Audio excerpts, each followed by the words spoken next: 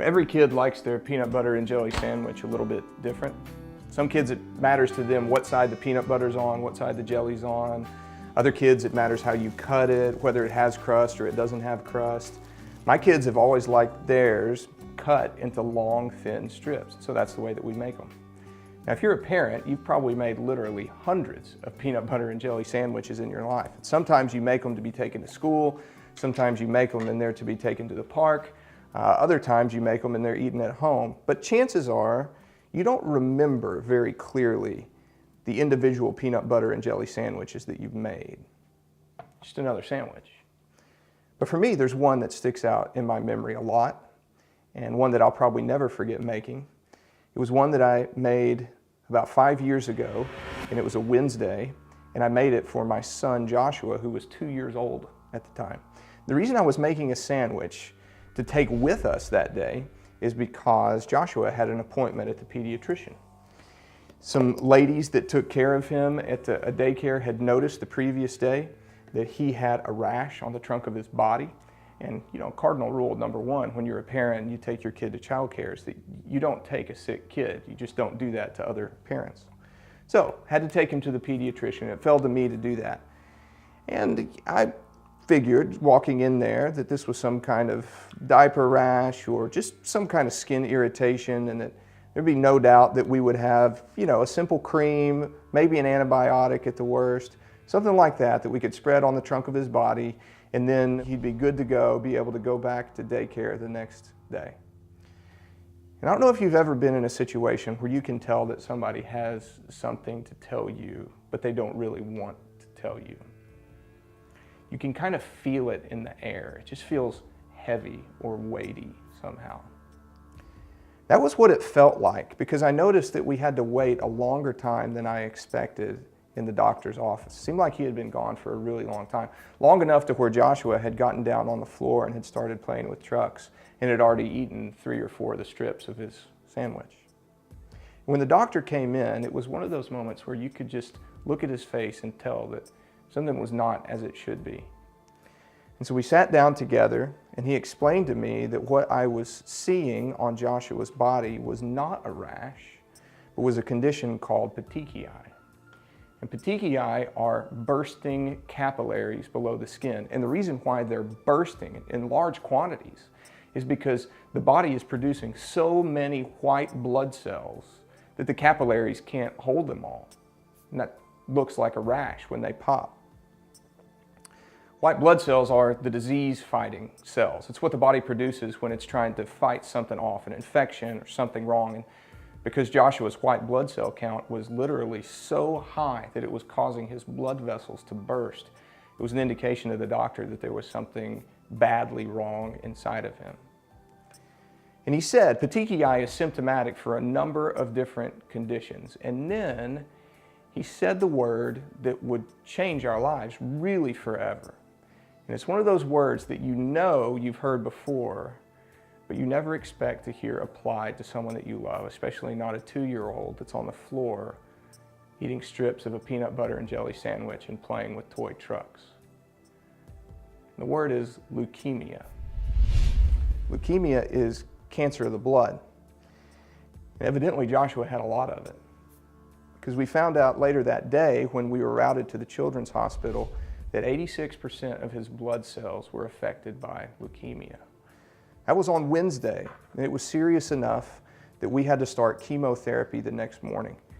You talk about a whirlwind. I mean, we walked into the doctor's office expecting to get a cream, and we walked out with a 3.5-year prescription for chemotherapy and a one-way ticket to the 6th floor of the hematology ward at the children's hospital. It dramatically changed everything about our lives. In a moment, it flipped everything on its head. There were all sorts of questions that we had, and a lot of them were of a practical nature.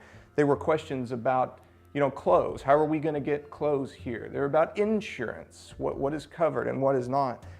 Even simple questions like, how is my grass going to get mowed at home? But then there were questions of a more complex nature, and these were questions of a spiritual nature that I think anybody has in a situation like that. Questions about the nature of God, about suffering, about good and evil, right and wrong, about responsibility. and about faith and what faith really is. Because up until that point for us, faith had been something that we found in the classroom, something that was in the mind. Yeah, it was in the heart too, but we didn't have to try very hard at it. Life was pretty easy. It was pretty smooth and pretty simple. And I think it's like that for most people. I think everybody at some point has a diagnosis day. And it's not always cancer. Sometimes it's a job loss. Sometimes it's a relationship that ends that wasn't supposed to end. Sometimes it has to do with a career or a dream that you always thought would come true, and then suddenly you realize that it's not going to. But everybody has a diagnosis day. The reason why everybody has a diagnosis day is because we all live in a broken world. See, you can look at anything that's wrong, and if you trace it back far enough to its root, you know what you'll find there? Sin, without exception. Sin is the cause of every hurricane. It's the cause of every tornado. It's the cause of every broken marriage. Sin is the cause of every 2-year-old with cancer. It's sin. Now, we don't think about it in those terms a lot because we usually think about sin in terms of something that we do. And sin is when we curse or when we lie or when we steal something. These are all sins.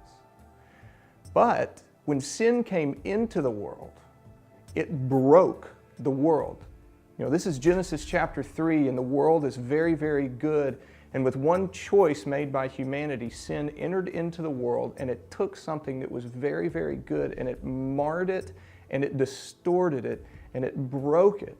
And it broke it so irreparably that now we look around, and everywhere we look and see the devastation of sin. And I saw it in my 2-year-old with cancer.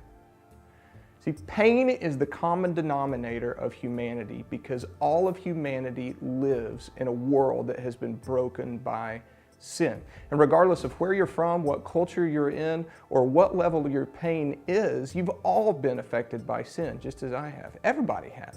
So the question is not whether or not you or I have been hurt or disappointed or affected by sin in some way. That's not the question. The question is, what do we do with it when it happens?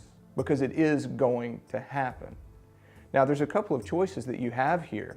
Whenever you get disappointed or whenever you become disillusioned or whenever faith becomes hard because of circumstance that's come into your life, the choices are you can either deny that it's real and just sort of keep on living your life the way that you're supposed to, the way that you think it ought to go, never acknowledging any kind of difficulty you have with reconciling the truth of God with the brokenness of the world, faith and doubt, goodness and suffering, and all those things. You can just sort of keep on going right along, or you can actually acknowledge and own up to the difficulties of living in a broken world.